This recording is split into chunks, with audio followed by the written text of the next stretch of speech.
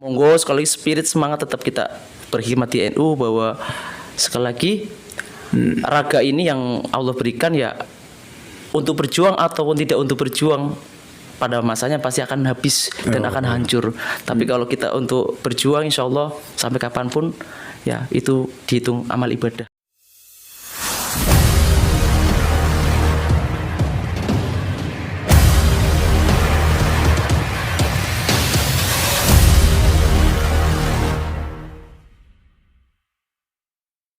Assalamualaikum warahmatullahi wabarakatuh. Kembali lagi di channel Kula NU, kajian dan ulasan Ahlus Sunnah wal Jamaah Nahdlatul Ulama Desa Selarang Kidul, Kecamatan Lepaksiu, Kabupaten Tegal. Ya, hari ini kita akan membahas tentang sebuah fenomena, sebuah organisasi yang lagi seksi sekali, sangat menggegerkan dunia, terutama di kalangan Nahdlatul Ulama, yaitu Banser, dan juga nanti akan membahas tentang kaitannya SMK dan dunia kerja. Alhamdulillah pada malam hari ini sudah hadir narasumber kita, bintang tamu yang luar biasa. Tentunya beliau sudah dikenal di dunia kebanseran, khususnya di wilayah Kecamatan Lepaksiu. Selamat datang sahabat atau Komandan Nofrizal Hamami di channel Kula NU. Siap. Terima kasih sudah hadir ini. Ya. Alhamdulillah. Walaupun mendadak, tidak ada masalah ya, sahabat ya. Banser harus selalu siap. Wah, mantap ya. Sepakat ini, Banser harus selalu siap. Itu perlu dicatat. Ya, Mas Nofrizal, ngobrol sedikit terkait dengan kebanseran, bahwa sudah kita ketahui bahwa Banser, ya tadi sudah saya singgung, menjadi organisasi yang sangat seksi. Seksi dari mana? Seksi dari perhelatan yang ada, baik itu kontestasi politik ataupun kontestasi kepemimpinan yang ada di Indonesia pada umumnya. Ya, baik, Mas atau sahabat Nofrizal Hamami ini luar biasa ya. Saya bacakan sedikit kurikulum vitae-nya, bahwa beliau merupakan pengurus baru di Kebangseran Kecamatan Lepaksiu. Sekarang menjabat sebagai Ketua Satkoryon, Satuan Koordinasi Rayon Banser Kecamatan Lepaksiu. Itu luar biasa Mas Nofrizal. Padahal kita seleting ya, seangkatan, tapi jenengan diangkat dulu. Iya. Saya malah ditinggalkan. Ini kayak ada sentimen dari pengurus atau gimana? Enggak bukan itu masalahnya. Mungkin belum diberi kesempatan. Siap. Langsung mundur ya, Mas. Ya, sahabat Nofrizal juga merupakan guru TKR ya. Teknik kendaraan ringan ini juga sangat strategis, karena apa? Seolah-olah SMK sekarang TBSM. Wah, ada istilah baru. Teknik bisnis sepeda motor. Iya. Wah, teknik bisnis sepeda motor itu saya baru dengar ya. Tapi secara umum memang kendaraan ringan ya. Awalnya adalah kendaraan ringan. Mungkin kalau TBSM istilah baru atau nomenklatur baru yang nantinya akan lebih spesifik, mungkin jurusan TKR tapi khusus nanti bisnis sepeda motor. Ya, sahabat Nofrizal, ini berkaitan dengan Banser dulu awalan ya. Ceritakan sedikit lah, sedikit tentang kebanseran yang ada di Lepaksiu ataupun secara umum di tingkatan nasional itu. Sekarang bagaimana sih perkembangannya? Apakah hanya itu saja terkait dengan diklasar, pengkaderan, pengepaman, ya kan, sekitar itu. Sebenarnya dari Banser sendiri atau khidmahnya Banser itu di posisi mananya? Monggo. Oke, baik. Assalamualaikum warahmatullahi wabarakatuh. Waalaikumsalam. Langsung saja berkaitan dengan kebanseran yang ada di Lepaksiu. Tentu ini mungkin amanat yang baru bagi saya. Baru kemarin dilantik, walaupun belum sertijab, tapi insya Allah tidak mengurangi rasa khidmat kami di Banser. Nah, berkaitan dengan kebanseran di Lepaksiu, Rayon Lepaksiu, alhamdulillah kemarin kami di jajaran Satkoryon sudah istilahnya mengundang dari berbagai kasat korkel berkaitan dengan program kerja yang akan kami laksanakan di kepengurusan kami yang mana periode 2021 sampai 2023. Alhamdulillah di kepemimpinan kami tidak mau istilahnya instruksi atau apapun kegiatannya hanya satu pikiran.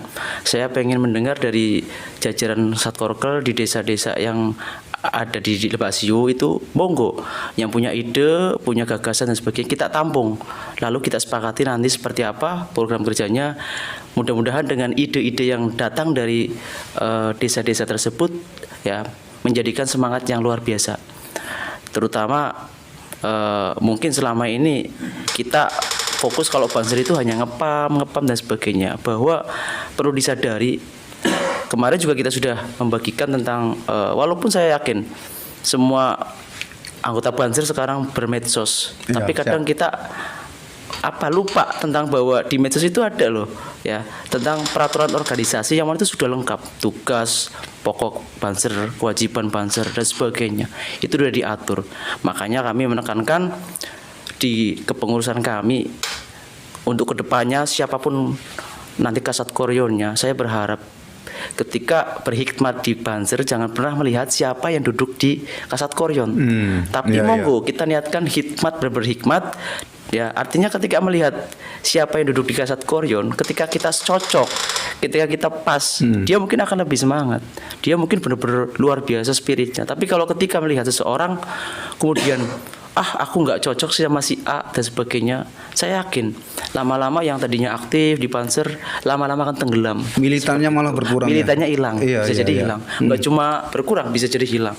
Untuk itu kemarin program kerja alhamdulillah menghasilkan yang mungkin banyak ya, tapi belum bisa kita laksanakan pelan-pelan karena saya tidak mau terlalu banyak program kerja namun tidak ada hasil. Alhamdulillah kemarin kita sudah pembukaan yaitu penyegaran. Yang mana penyegaran dimaksud yaitu ajang silaturahmi Banser terutama Kecamatan Lebak Siu ya, kita bingkai, kita kemas dalam suasana yang berbeda dibanding kalau semacam mohon maaf sekedar jamiahan mungkin kita sudah ada di Rijalul Ansor ya, jadi kita fokus ke silaturahmi dengan manfaat yang mungkin sahabat-sahabat Banser itu perlu didapatkan. Contoh mungkin kayak kemarin kita sudah melaksanakan latihan dasar PBB yang mana kalau PBB tahu sendiri sahabat Aris ya, kalau kita kupas tidak ada habisnya ya. Melentang-melentong ya, PBB dasar, lanjutan dan variasi itu masih jauh tahapannya karena kita baru 1 kali. Insya Allah di lain kesempatan kita juga akan istilahnya mengundang narasumber yang mungkin lebih paham di bagian-bagiannya, terutama kan kita punya satuan khusus. Ya, karena di Banser itu nggak cuma sekedar Banser, bahwa kita Banser itu punya berbagai satuan khusus, ada Provos, Balakar, Baritim, banyak sekali pokoknya. Kita nggak kalah sama Tentara Nasional Indonesia. Yang menarik ini terkait dengan itu perubahan sistem ya, yang dulu mungkin satu instruksi kemudian diterima oleh seluruh anggota Banser kemudian dilaksanakan. Lah jenengan ini mau merubah modelnya dalam musyawarah. Dari setiap sarwoker barangkali ada ide, ada pendapat kemudian diutarakan dalam satu forum kebanseran. Apakah itu nanti tidak akan menjadi bumerang? Artinya apa? Nanti terjadi perselisihan karena ide A dicampur ide E, sedangkan ini artinya musyawarah ini karena Banser adalah modelnya instruksi, apakah tidak akan menimbulkan polemik lagi gitu loh? Menurut jenengan bagaimana itu? Jadi yang namanya satu komando satu instruksi perlu kita sadari bahwa tidak selalu harus seperti itu. Dalam artian kita kemarin musyawarah dengan tujuan membahas program kerja. Adapun nanti teknis di lapangan itu memang kita sudah familiar dengan satu komando satu instruksi. Dikandung maksud kemarin yang kita musyawarahkan yaitu ide-ide yang ada di ranting bisa kita tuangkan dan kita dedikasikan dan kita bisa aplikasikan dengan kegiatan. Idenya luar biasa di teman-teman di ranting ya, makanya kita tampung. Adapun instruksi dimaksud ketika contoh pengepaman, ketika ada hal-hal yang sifatnya mendadak itu tidak bisa ditawar lagi. Dalam artian tidak bisa dimusyawarahkan dan tidak bisa ditawar. Kita laksanakan seperti itu karena memang kita komando dari pusat seperti itu. Waktu rapat kerja saya sempat menyinggung terkait dengan data kebanseran atau data anggota kebanseran. Itu kan dulu data katanya masih data ada, tapi ketika ditanyakan masih simpang siur. Nah, Yang saya waktu itu ajukan adalah ngono loh. Saya minta untuk pengurus PAC, ya, pengurus PAC itu mendata jumlah banser yang ada. Apakah itu sanggup atau tidak. Nah, dengan alibi bahwa anggota banser itu sudah didata pas waktu di Klaksar. Nah kan ya, kalau pas waktu di Klaksar otomatis kan masih militan semua, ya, data betul. jelas karena memang secara absensi juga ada. Tapi setelah di Klaksar, betul. Oke. Nah itu untuk menanggapi itu seperti apa? Apakah datanya memang lagi dibuat untuk supaya lebih valid? Kemudian ini berkaitan dengan militansi. Ya, saya juga dulu ya, saya juga ikut di Klaksar. Tapi ketika nyaman di Salo City ngono loh, di Klaksar saya ya. Oke, jadi Intinya seperti itulah berkaitan intinya. dengan database. Database. Oh ya, mungkin tadi belum saya sampaikan juga di awal. Jadi kemarin ketika kita mengumpulkan Kasat Korkel sekecamatan Lebak Siu, alhamdulillah hampir 70% yang hadir. Di situ pun kita membahas tentang database, itu tentang jumlah banser yang mungkin kemarin masih perlu dipertanyakan. Artinya ketika berbicara jumlah tidak bisa kira-kira. Iya, data harus valid. Data harus valid. Untuk itu alhamdulillah kemarin kita sudah membagikan form di mana setiap Kasat Korkel kita bagikan form dan PO tersebut, yaitu yang dimaksud di form tersebut tertulis nama, alamat, nomor telepon, kemudian diklatsarnya tahun berapa, kemudian ada golongan darah nih Mas Haris. Luar biasa ini ya. Dimaksudkan selain kita tahu tentang jumlah tadi ya banser, banser keanggotaan yang aktif apa tidak aktif atau mungkin kayak sahabat Ari sendiri kan ya.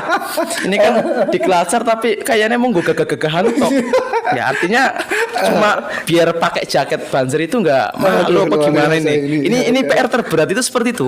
Kadang kalau di Klatsar banyak kayak kemarin angkatan 99 banyak sekali tapi kok kepada kemana ini saya kurang tahu juga ya atau mungkin cuma alam terlalu kuat. Padahal kan luar biasa sekali ketika di Klatsar panjenengan sendiri merasakan 3 hari ditempa ya kan tentang fisiknya dan sebagainya itu kok ayolah semangat bantu kami yang di jajaran Kasat Kor kan ya. Nah berkaitan dengan database tersebut tadi, jadi kandung maksud tadi satu mengetahui tentang jumlah dan ada golongan darah dimaksudkan karena saya memantau dari di grup ya, kadang kita membutuhkan mohon maaf saudara kita, tetangga kita atau mungkin siapapun kadang membutuhkan darah.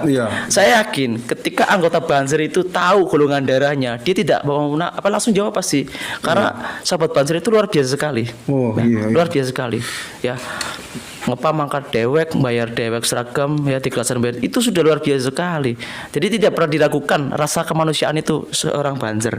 Untuk itu ketika berbicara golongan darah saya yaitu program baru terobosan baru dimaksudkan yaitu karena ketika ada saudara kita butuh donor darah, kita nggak bingung. Oh ada nih golongan darah. Oh contoh sahabat Aris Munandar Larang Kidul itu memang gitu ya, kita nggak bingung. Kita tinggal jadi enak. Seperti itulah mungkin terobosan terbaru. Nah untuk itu ketika database sudah muncul, saya yakin hampir mungkin bisa jadi ya kan perkiraan saya banyak yang belum tahu nih golongan darahnya. Untuk itu kita sudah dengan Wakasat ya, kebetulan Wakasat juga aktif di PMI ya, beliau juga sudah istilahnya menghubungi ke PMI. Insya Allah siap PMI ketika mengadakan pemeriksaan golongan darah beserta sekaligus mau pendonoran darah. Dimaksudkan ya seperti itu. Insya Allah itu program kami ya di bulan Januari atau Februari akan ada program pengecekan golongan darah sekaligus donor darah. Intinya monggo sahabat-sahabat sekalian para komandan Banser ya tetap semangat berhikmat di NU seperti itu. Ya, bagus sekali ya. Ini saya baru dengar ini program pengecekan darah ya. Betul. Kemudian tujuannya adalah tentu kemanusiaan ini. Ini bagus sekali, perlu menjadi program skala besar lagi nih, bukan hanya di Satkorion, bila perlu seluruh database yang ada di Kabupaten Tegal ataupun langsung ke pusat ya, untuk pengurus pusat Ansor. Itu saja, setiap anggota Banser nanti dicanangkan untuk mengetahui golongan darahnya, karena memang urgent ya ketika kita terjadi sesuatu atau kecelakaan apapun lah, ketika butuh darah memang seolah-olah kayak ngemis di grup yang punya juga nih sahabat Aris bahwa sebaik-baik manusia ya yang bisa bermanfaat untuk sesama, mungkin seperti itu. Iya tepat sekali seperti itu. Jadi ulasan saya tadi seperti itu intinya itu. Betul. Karena sekali lagi jangan pernah diragukan sisi kemanusiaan seorang Banser. Siap, Ya, siap. karena monggo sekali lagi spirit semangat tetap kita berkhidmat di NU, bahwa sekali lagi raga ini yang Allah berikan ya untuk berjuang ataupun tidak untuk berjuang, pada masanya pasti akan habis dan akan hancur. Tapi kalau kita untuk berjuang, insya Allah sampai kapanpun ya itu dihitung amal ibadah. Seperti itu. Insya Allah diakui jadi Diakui santrinya jadi Mbah santrinya Hasim. Mbah Hasim. Iya, iya. Kuis luar biasa sekali. Iya. Gitu. Ya, matur nuwun sangat ini kita ngobrol maling terkait dengan militansi ya. Ini militansi tentunya proses seleksi alam yang ada pada Banser ataupun pada organisasi apapun ya pasti ada ya baik itu secara naluriah internalnya anggota Banser atau dari faktor eksternal. Nah, yang internal memang kita sudah ketahui betul bahwa ikut Banser hanya ajang tadi sahabat bilang bahwa gaya-gayaan ajang pokoknya aku nganggo jaket Banser kemudian ada izin nganggo Banser ya. Nah, itu kan dari sisi internalnya seperti itu, dari eksternalnya tentu dari ekonomi. Nah, berkaitan dengan eksternal ya. Ini berkaitan dengan eksternal dalam militansi, ada orang yang membandingkan bahwa kemilitanan Banser itu tidak semilitan kayak kaum Wahabi lah, kaum Jaulah lah, ataupun kaum FPI juga. Lah itu kan seolah-olah darah dan nyawa, tajuknya Banser kan darah dan nyawa. Lah mereka itu seolah-olah sudah mengaplikasikan saya darah dan nyawa ketika instruksi dari pusat itu memberikan instruksi ke bawah, mereka langsung berjuang darah dan nyawa, tidak tahu ABC, tidak tahu kanan kiri atas bawah. Instruksinya A, ya A. Lah itu kan seolah-olah yang dilihat dari militansi itu seperti itu. Lah menurut panjenengan militansi yang ideal, yang sesuai dengan karakter kemanusiaan atau fitrah kemanusiaannya itu seperti apa sebenarnya? Oke. Jadi di sini juga aslinya bukan fak saya untuk menjawab, tapi saya akan mencoba menjawab pertanyaan sahabat Aris. Santai saja. Ya. Jadi berkaitan dengan kemilitan, bahwa kalau pemikiran saya pribadi bahwa kemilitan organisasi yang lain yang disebut tadi itu sebetulnya terlalu berlebihan. Karena sejatinya mereka beranggapan ketika di Wahabi atau FPI merasa mohon maaf itu paling benar, paling hebat dan sebagainya. Tapi mohon maaf sekali lagi, negara Indonesia bukan negara Islam ya. Walaupun mayoritas agama Islam. Iya. Di Banser kita kadang mohon maaf kita dihujat menjaga gereja dan sebagainya. Mereka melihat dari sisi yang lain bahwa kita itu walaupun berorganisasi tapi menghargai sebuah kebinekaan. Dan menghargai NKRI, bahwa NKRI itu harga mati. Jadi apapun instruksinya selagi itu tidak menyimpang dengan NKRI itu kita tidak usah diragukan. Tapi berkaitan ketika instruksi itu menyimpang, saya yakin sahabat Banser tidak se ekstrim yang lain. Dia tidak, arogansinya pasti bisa diredam. Karena sejatinya kita organisasi yang berhikmat di keagamaan, sosial seperti itu Mas. Jadi saya yakin kemilitan Banser itu tidak seperti yang lain karena mereka sudah tahu dan mereka dididik dengan berbagai macam. Dan saya yakin karena apa? Didikannya itu karena berkahnya sering ngumpul sama kiai berkah leluhur kiai. Mohon maaf kalau walaupun jarene kiai wong nek melu bakar ban mambu bane. Wong melu kiai orang-orang saya yakin dapat berkahnya. Seperti itu. Mungkin singkatnya seperti itu. Ya artinya anggota Banser masih waras ya. Masih waras. Enggak se ekstrim yang lain. Iya. Berkaitan juga ini sebentar lagi kurang lebih 10 hari lagi umat saudara kita umat Kristiani akan merayakan hari Natal. Nah, hari Natal biasanya identik dengan waktu sahabat siapa itu yang ikut menjaga gereja itu kan keren sekali ataupun luar biasa sekali bahwa Banser ikut menjaga gereja. Lah itu dari sisi instruksi sendiri ini dari sisi instruksi sendiri, apakah memang ada instruksi khusus ataukah memang benar-benar Banser melihat secara kebinekaan itu? Nah, misalnya instruksi khusus seperti ini pokoknya momennya gereja, Panser mau nggak mau harus ikut menjaga itu. Oke. Jadi berkaitan dengan instruksi pada saat pengapaman Natal terutama. Kebetulan saya kemarin juga belum menjabat Kasat Koryon ya. Belum Betul. ya. Tapi dari segi itu mungkin yang saya dengar ya, itu ada yang bersifat karena kebinekaan. Jadi karena merasa mereka juga sama-sama manusia ya kan. Jadi jangan dikira karena mereka beda kepercayaan kemudian kita nah justru itu yang menarik Banser itu menghargai sebuah kebinekaan. Jadi menghargai itu bahasa yang sangat sederhana tapi kalau kita gali itu yang luar biasa sahabat. Sangat universal malahan. Ya bukan sederhana lagi ya. Jadi pada intinya kayak kemarin sahabat kita yang saya lupa itu namanya ya, nyampe ya Rianto betul ya, itu yang merangkul bom ya, itu sangat luar biasa sekali. Walaupun kadang disusupi dengan istilah Banser kok jaga ini gereja, itu ini dan sebagainya, itu mungkin orang-orang yang mungkin pikirannya picik ya, sempit, jadi iri kepada kita ya kan, terutama ya saya yakin kebaikan itu pasti ya berlomba-lomba dalam kebaikan itu kan sangat bagus sekali ya. Kenapa tidak ketika kita berbuat baik untuk sesama ya, tidak usah berpikir yang seperti itulah ya. Intinya begitu mungkin sahabat. Siap. Ya intinya dari kepanseran sendiri ya itu benar-benar memandang tugas itu menjaga gereja atau menjaga umat-umat yang lain adalah murni dari pandangan kemanusiaan dan kebinekaan yang ada di Indonesia itu sendiri. Iya. Bukan serta-merta bukan gaya-gayaan ya. Bukan gaya-gayaan insyaallah. Bukan sok beda bahwa intinya kalau orang mau beda dewek. Gini sahabat, kalau orang mau gaya-gayaan di Banser tidak akan lama. Iya. Maksudnya lama ngepame. Paling pakai jaket doang gitu. Iya. Itu yang gaya-gaya udah kelihatan kok. Dan gampang kok kalau bedain Banser yang aktif sama yang nggak aktif gampang. Gampang. Itu tinggal lihat seragamnya aja. Kalau seragam yang Banser yang aktif, seragamnya itu mohon maaf rada cepet bule. Tapi kalau yang baru-baru itu berarti jarang ngepam. Itu seperti itu. Iya. Gampang. Nah, ini sebenarnya otokritik buat saya ini ya. Sangat kritik sekali. Iya. Ya terkait Banseran ini sangat menarik ya, sebenarnya banyak dan luas sekali untuk dibahas.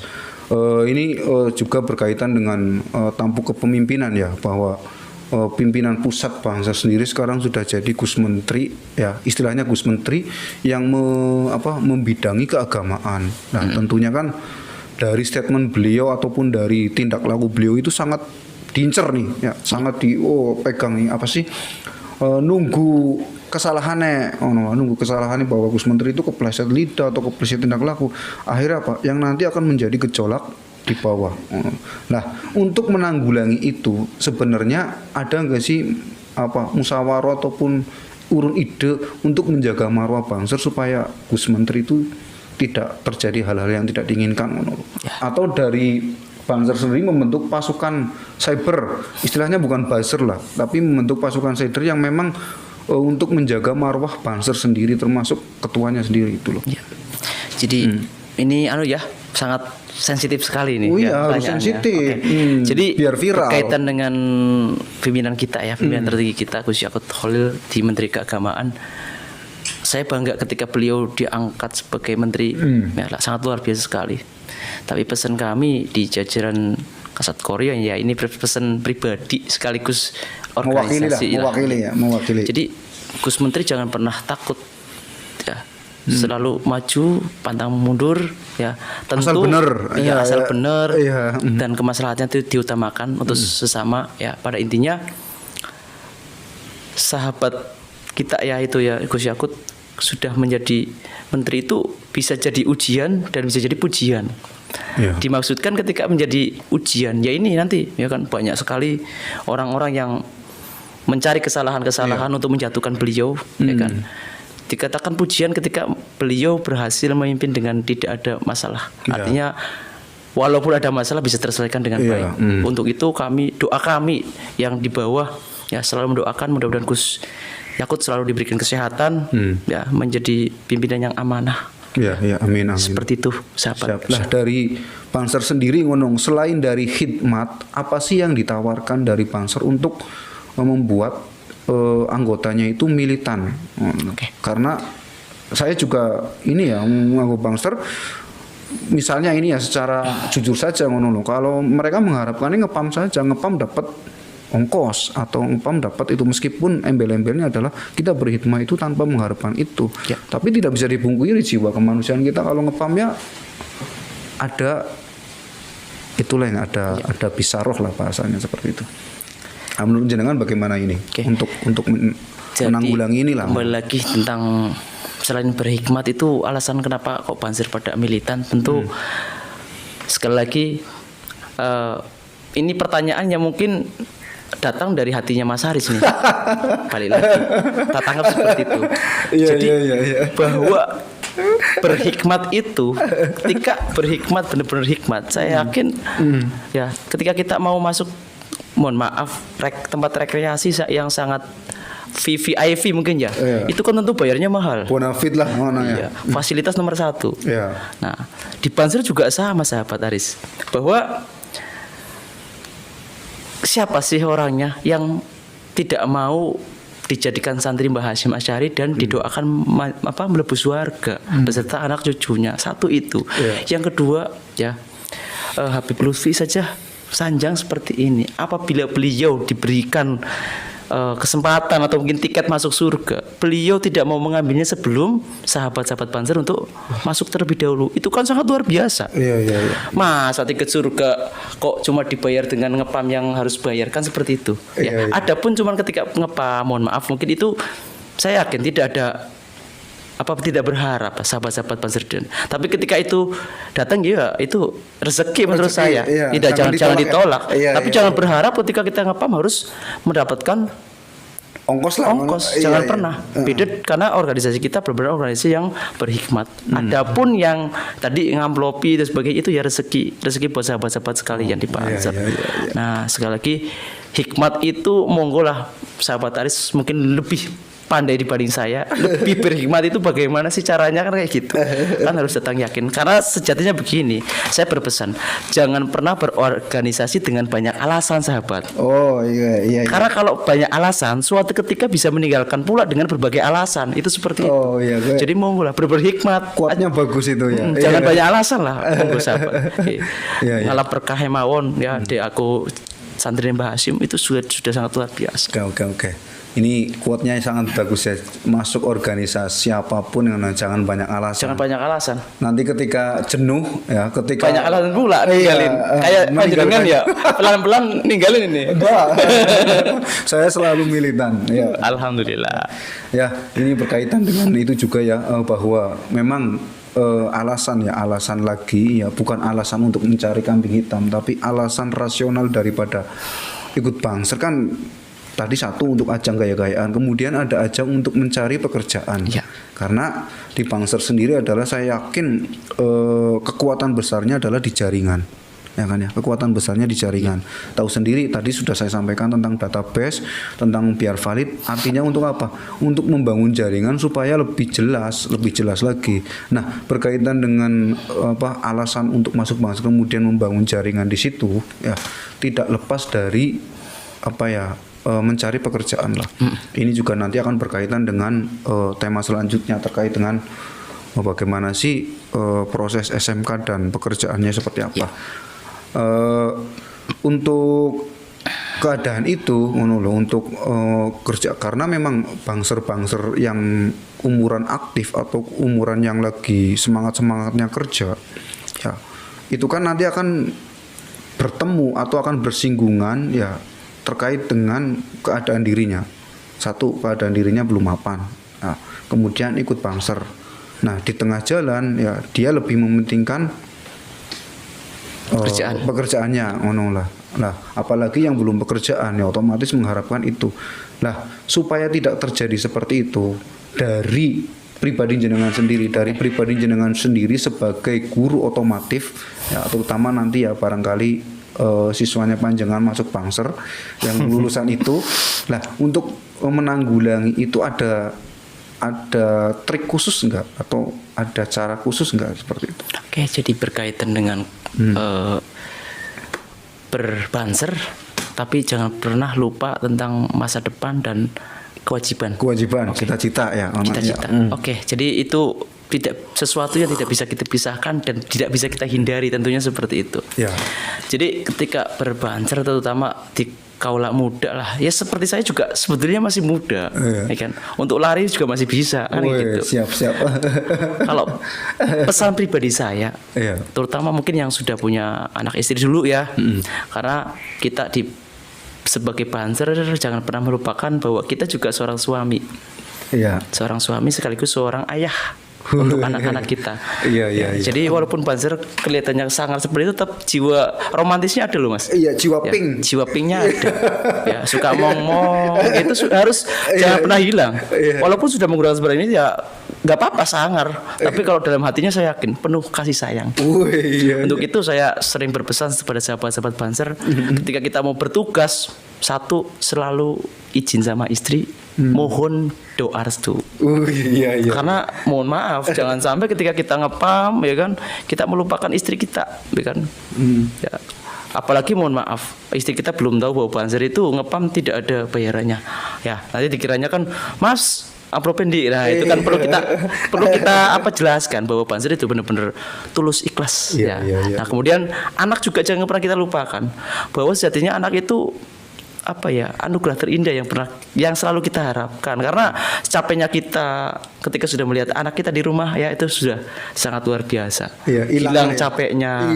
Nah untuk itu tetap harus bisa membagi kasih sayang untuk anak kita. Nah berkaitan dengan hal tersebut, ya tentu saya sering sharing sama teman-teman bahwa monggo ketika kita mau pengepaman ataupun tugas yang lain itu kewajiban diutamakan terlebih dahulu. Dalam artian ketika itu pekerjaan, profesi, atau mungkin yang sedang berkuliah atau mungkin mengejar cita-cita, kejar silakan, tidak apa-apa. Ya, tetapi ketika sudah ada waktu untuk rehat sejenak untuk bisa bergabung bersama kita dalam melaksanakan tugas, kenapa tidak? Saya yakin seperti itu. Jadi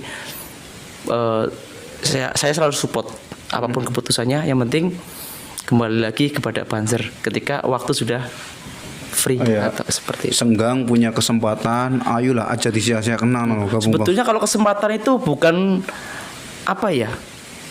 kita sendiri yang menciptakan, sempat atau tidak sempat. Karena saya sejatinya kadang pernah beriri juga nih, ya kan. Ranting sana bansernya pendidikannya tinggi-tinggi, pinter-pinter, ya kan. Itu juga bukan jaminan. Karena organisasi itu ya butuhnya orang yang kober, open. Itu sulit didapatkan. Walaupun mohon maaf ya kan, pendidikan tinggi sekalipun kadang ilmu rumus itu yang kober open itu yang sangat luar biasa. Kadang saya sendiri saja ya kadang nggak kober. Berarti laka matematikanya ya rumusnya ya. Iya, itu matematika luar biasa sekali. Iya. 1+1 bukan kober, belum kober. Itu yang sangat luar biasa. Makanya saya selalu terima kasih kepada Komandan Panzer yang selalu sikap, semangat untuk seperti itu, sahabat. Selanjutnya terkait dengan materi yang kedua ataupun bahasan kedua ini, sebenarnya materi umum atau materi nasional terkait dengan secara garis besar adalah tentang pengangguran. Nah, secara garis besar adalah pengangguran, baik itu sumbernya dari warga NU ataupun dari berbagai macam suku bangsa. Saya bacakan dulu terkait dengan data yang ada untuk jumlah penduduk di Indonesia. Itu Agustus tahun 2021 sebanyak 272.229 pengangguran sekian. Enggak, jumlah penduduknya. Ya, jumlah penduduk 272 juta. Untuk warga NU sendiri, ya untuk warga NU itu sudah masuk 80 jutaan secara data yang kemarin di sensus, itu 80 jutaan secara nasional.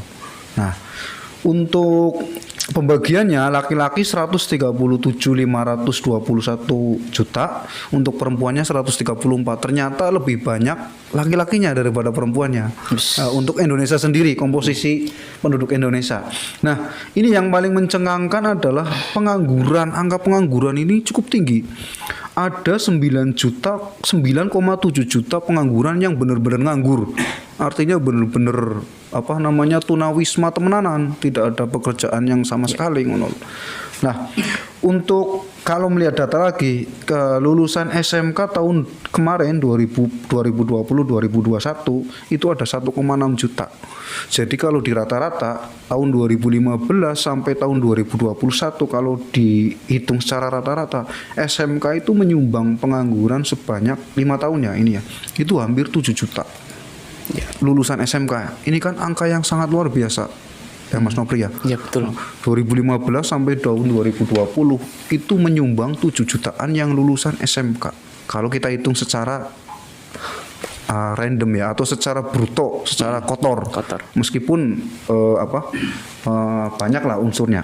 Nah, dari angka-angka ini ya, menurut panjenengan sebagai guru SMK menanggulangi ini apa sih yang dilakukan oleh SMK sendiri lah dari SMK sendiri. Jadi berkaitan dengan pengangguran tadi memang jumlah yang sangat fantastis memang. Fantastis ya. Gila, artinya malahan, iya saya bilang. Iya. Padahal SMK ya, sekolah menengah kejuruan harusnya arahnya adalah orientasinya kerja. Tapi justru lulusannya adalah penyumbang pengangguran. Jadi berkaitan dengan hal tersebut, sering saya sampaikan ketika saya masuk ke kelas, terutama individu dulu yang saya bangun, motivasi kepada siswa tersebut, bahwa ketika siswa ya karena SMK ya saya sering masuk ketika masuk kelas bahwa yang harus ditanamkan kepada siswa tersebut ya yang pertama bahwa kalian itu SMK ya jangan pernah berpikir bahwa kalian harus kerja di perusahaan ataupun PT. Yang saya tekankan adalah kalian harus bisa berwirausaha. Karena sejatinya ketika siswa-siswa gitu ya digaji per bulan 10 juta sekalipun ketika dia masih karyawan saya anggap belum sukses. Tapi kalau berwirausaha mohon maaf ya kan ketika cuma satu hari 50.000 tapi kalau itu usaha kita saya anggap itu luar biasa. Untuk itu terutama saya di bidang keotomotifan ya. Sekarang mungkin di Duku Aru ya, Pak Tipraja Duku Aru yang halnya TBSM nih. Mungkin hal yang baru di otomotif, tapi ini adalah TBSM ya perlu saya sampaikan juga nih. TBSM itu sendiri ya teknik bisnis sepeda motor. Jadi kita itu nggak cuma sekedar belajar otomotif, tapi belajar berbisnis. Tujuannya ketika kita setelah lulus tidak bingung ketika mau mencari kerja di mana. Karena sejatinya kalau bisnis itu kan banyak sekali ruang lingkupnya di otomotif. Bisa buka bengkel, spare part, tambal ban mungkin. Ya karena saya secara pribadi saja kan boleh katakan belajar berwirausaha. Ya namanya wirausaha kan pasti tumbang atau mungkin maju dan mundur itu sudah biasa menurut saya. Ya yang terpenting adalah jangan pernah takut untuk mencoba. Ya, makanya saya bangun monggo setelah lulus bisa buka bengkel minimal. Tambal ban dulu ya kan. Ya karena kadang kepentok modal. Ya kadang saya Pak nggak punya modal. Tidak apa-apa, yang penting satu ada keniatan. Karena di pelajaran sendiri juga ada itu pelajaran tentang PPSM ya. PPSM. Jadi memang ada itu. Jadi bagaimana cara mengatasi modal, bagaimana cara menentukan tempat yang bagus untuk usaha, bagaimana cara menghadapi namanya persaingan. Karena sejatinya persaingan itu kan dalam hidup tidak ada habisnya.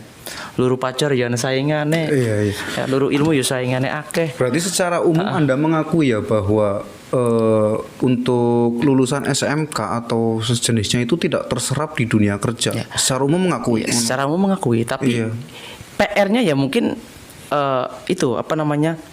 kerjasama antar perusahaan yang mungkin kurang terjalin dengan baik. Dan yang kedua, siswa sering beranggapan pengennya kerja. Padahal kalau kita maksimalkan potensi mereka, sebetulnya mereka mampu untuk berwirausaha. Kadang karena mungkin usia muda, labil, takut untuk mencoba sesuatu yang baru, kadang itu yang menjadi kendala. Mau punya kemampuan, punya modal, tapi nggak berani membuka karena takut beginilah begitulah. Ya, seperti itulah mungkin tinggal dorongan kita di Dewan Guru terutama untuk bisa memotivasi siswa agar berani mencoba berwirausaha. Seperti itu. Tapi itu poin pentingnya adalah poin pentingnya adalah siswa itu wajar ya ketika mau setelah lulus mau mencari kerja itu sebenarnya wajar ya. Tapi tinggal bagaimana si guru itu memberikan fasilitas atau namanya apa ya, pengalaman lah, Iya. pengalaman bahwa seperti ini. Nah itu kan nanti justru akan apa ya, kalau siswa nanti diarahkan ke wirausaha, jelas mereka pun tidak mampu. Satu, tidak mampu karena mungkin modal, tadi sudah disebutkan, modalnya tidak mampu. Kemudian pengalamannya juga kurang. Ya, jelas berbenturan dengan para kapital besar, para pemilik modal besar. Misalnya saja ini saya contohkan ya, membuka satu bengkel saja ya itu butuh 15 sampai 20 jutaan ya, satu bengkel. Meskipun bengkelnya tambal ban, ada beli kompresor dan sebagainya. Nah itu kan untuk siswa yang baru lulus SMK mencoba itu jelas tidak mungkin. Ya. Nah yang paling penting yang harus dilakukan guru kan otomatis menyiapkan dulu lapangan kerjanya, yang itu kerjasama dengan perusahaan atau apalah. Nah itu kan nanti akan berbenturan dengan apa namanya data ini. Ternyata data ini itu benar, sekolah tidak mampu menyediakan lapangan kerjaan ataupun tidak mampu bekerja sama dengan perusahaan yang ada itu loh. Nah ini yang jadi polemik tentang visi misi SMK, nanti polemiknya di sini. Sekolah menengah kejuruan tapi gagap ketika lulus dan tidak terserap tenaga kerja. Nah, menurut panjenengan itu sebenarnya apa sih langkah konkret SMK saja langkah konkret SMK untuk menanggulangi ini? Pesan juga buat pengelola yayasan ya. Buat yayasan lah. Iyalah. Iya. Monggo artinya siswa kita yang sekolah di sekolahan kita itu titipan, bahwa titipan ya monggo lah, artinya dimaksimalkan, terutama karena saya guru produktif mungkin lebih cenderung tentang sisi keproduktifannya, terutama alat praktek. Jangan pernah istilahnya SMK hanya sastra ya, artinya prakteknya cuma 30%. Iya. Malah teorinya 70%, itu yang salah. Nah, untuk ya pelan-pelan itu harus dirubah. Karena yang namanya persaingan sekolah itu semakin kesini ya semakin luar biasa. Jadi berlomba-lomba menuju sekolahan yang bagus, yang baik, kenapa tidak? Tapi diimbangi dengan alat praktek. Karena PR untuk semuanya saja. Ya alat praktek harus sesuai dengan jumlah dan teknologi, Mas Aris. Ini perlu diketahui juga bahwa yang namanya karena otomotif atau mungkin sekolahan kejuruan yang lain ya, karena kejuruan itu tidak lepas dari namanya teknologi. Ya namanya teknologi tidak mungkin mundur, selalu maju. Untuk itu alat praktek pun harus diikuti. Karena nggak mungkin ketika kita mau menciptakan sesuatu yang belum pernah ada, ya nyatanya luar negeri sudah maju duluan. Nah untuk itu nggak mungkin ketika kita teorinya ya kan, contoh sekarang motor injeksi semua, mobil injeksi, kita kok masih konvensional, artinya masih platina boy, ya kan, itu kan sangat sesuatu yang apa ya, berbenturan itu, kemunduran lah. Iya, nggak pas ya, kurikulumnya sudah injeksi, mesinnya masih konvensional. Ya, sudah 4 tak masih 2 tak, itu kan apa ya perlu lucu juga, lucu. Melawan arus iya. Tapi harapannya harus yang maksimal itu kan susah. Ya karena kita di apa lapangan, karena guru produktif itu nggak bisa lepas dari alat praktek ya. Karena sejatinya kalau teori sama praktek ya kan, kalau berbicara teori 1 jam siswa kadang jenuh, tapi kalau praktek setengah hari sekalipun seneng ya. Karena seperti itulah kejuruan. Siap. Nah, terakhir, ini pembahasan terakhir, kesan dan pesan jenengan terkait dengan kebangseran SMK dan lapangan dunia kerja, bagaimana menyinergikannya supaya dari SMK bisa terserap, ataupun yang jadi anggota Bangser juga bisa maksimal atau bisa militan dalam tugasnya. Terakhir pesan dan kesannya. Yang pertama kepada sahabat-sahabat Banser ya, jadi tadi sudah saya sampaikan bahwa berbanser dengan bahagia. Satu itu, karena dengan bahagia apapun yang kita hadapi, apapun rintangannya itu akan terasa indah untuk kita nikmati. Dan jangan pernah berorganisasi dengan banyak alasan tadi. Karena kalau kita berorganisasi dengan banyak alasan, suatu ketika kita jenuh juga bakal banyak alasan untuk bisa meninggalkan organisasi tersebut. Nah, berkaitan dengan ke-SMK-an ya kan, monggo kepada siswa-siswi sekalian untuk selalu semangat, spirit ya, dalam arti percayalah bahwa Allah sudah menentukan rezeki untuk kita semua. Siap. Yang penting kita harus berusaha ya, karena sejatinya doa, usaha itu harus selalu bersinergi. Ya, karena hanya berdoa ya Tanpa usaha tanpa usaha mustahil. nonsen lah. Iya. Ya. Berusaha tanpa berdoa sombong dikiranya. Iya, Itu seperti itu. Jadi intinya begitu. Kemudian pada Bapak Ibu guru yang mungkin ngajar produktif, maksimalkan, dorong siswa untuk dimotivasi agar bisa, mudah-mudahan bisa menjadi wirausahawan. Karena sejatinya ya wirausaha saya kira sangat luar biasa. Jadi, Sangat luas cakupannya, ya. Selalu semangat. Nah, kemudian berkaitan dengan tadi lowongan pekerjaan yang semakin sulit, yaitu ya kita jangan pernah putus asa, intinya lah ya. Jangan pernah putus asa. Wong gendon bae jare Kyai Entus, gendon nang jerone turi ya. Oli Ya oli mangan. mangan oli apa? Kita Iya. manusia yang punya Akal dan akal dan sebagainya. pikiran, kok kenapa harus takut? Ya, intinya begitu. Terima kasih Iya. sahabat. Terima kasih atas kehadirannya sahabat Nofrizal Hamami yang sudah mengisi podcast kami. Banyak sekali pelajaran ataupun manfaat dari obrolan kita kali ini. Mudah-mudahan ke depan bisa hadir lagi. Insya Nanti Allah, akan siap. membahas isu-isu yang hangat, isu-isu yang lebih strategis lagi untuk kemanfaatan tentunya, untuk kemanfaatan dan untuk kebahagiaan semuanya. Demikian obrolan kami di channel Kula NU, mudah-mudahan bermanfaat. Tunggu hadirnya kami. Jangan lupa subscribe channel kami ya. Kemudian share, like dan komen, ramaikan terus konten-konten kami di channel Kula NU. Semangat. Demikian dari saya selaku pembawa acara, kurang lebihnya mohon maaf. Assalamualaikum warahmatullahi wabarakatuh. Waalaikumsalam warahmatullahi wabarakatuh. Terakhir, salam terakhir. NKRI Harga mati.